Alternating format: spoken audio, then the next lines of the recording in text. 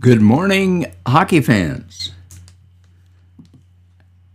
and welcome to the Morning Report, your scoreboard. You know what used to be in the newspapers and is missing all the time now? Well, here we are, up to date with all your scores: NHL, the Q, the O, the BC League, and of course the CCHL.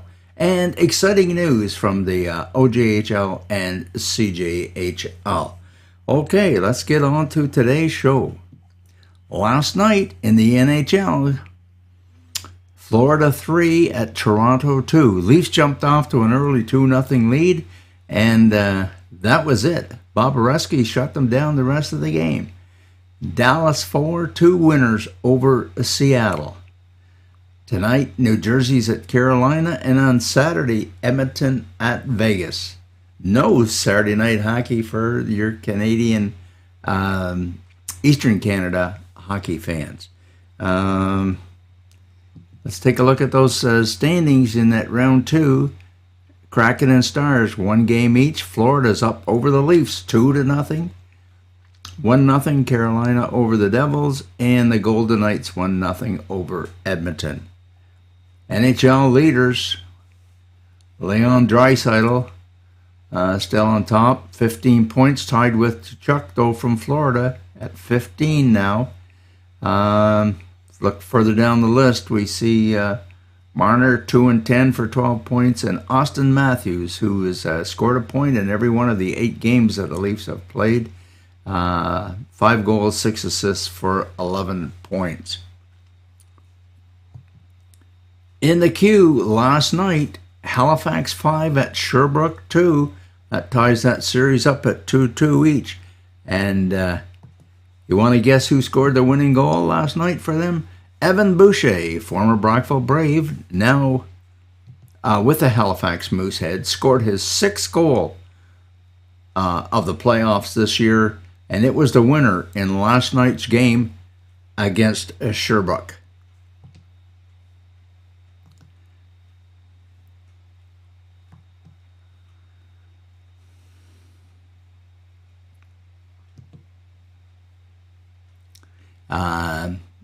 No action in the O last night.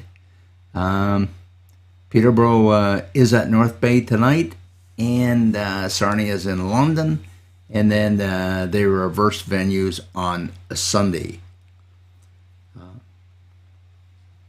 BC League, no action last night, continues tonight. Salmon Arms and Ryan Gillespie, ex-Brockville Brave, they're down 3-1 to the Penticton V's, and Salmon Arm is in Penticton tonight.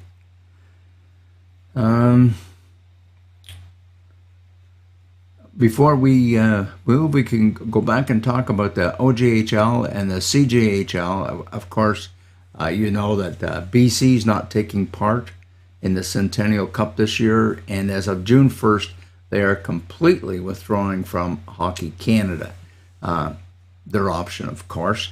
I'm just wondering what kind of sanctions the Hockey Canada will put on players who actually leave the BCHL or go there and try out. In the past, they have clamped down on those people really hard. I remember writing probably 20 appeals for one player in particular. No need to mention who that was.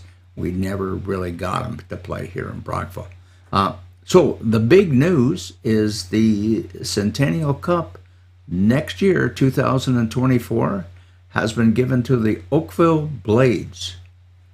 So it's in Eastern Canada, it's in Ontario, and you know, it's only a 4-hour drive up to Oakville. And the biggest part of those news, of course, is we know who the goaltender is for the Oakville Blades. Good luck, Gavin McCarthy.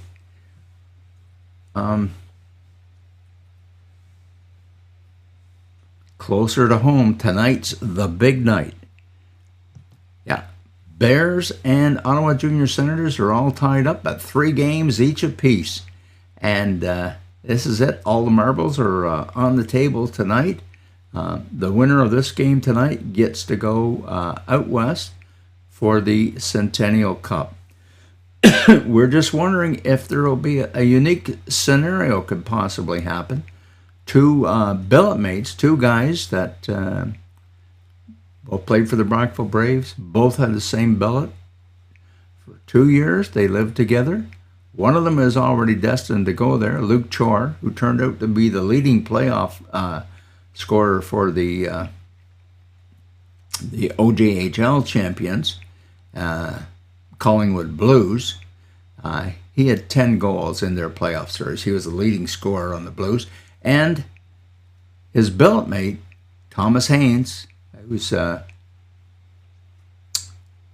headed to Pittsburgh on a hockey scholarship next year,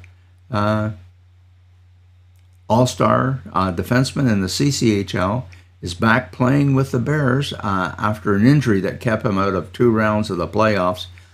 Well, the two of those meet up in Portage next week in the CCHL. Well, that's it for this morning's show. See everyone on Monday. This is Friday. And this is the end of week 14 of us doing our Scoreboard, the Morning Report. Thanks very much for watching. See everybody on Monday morning.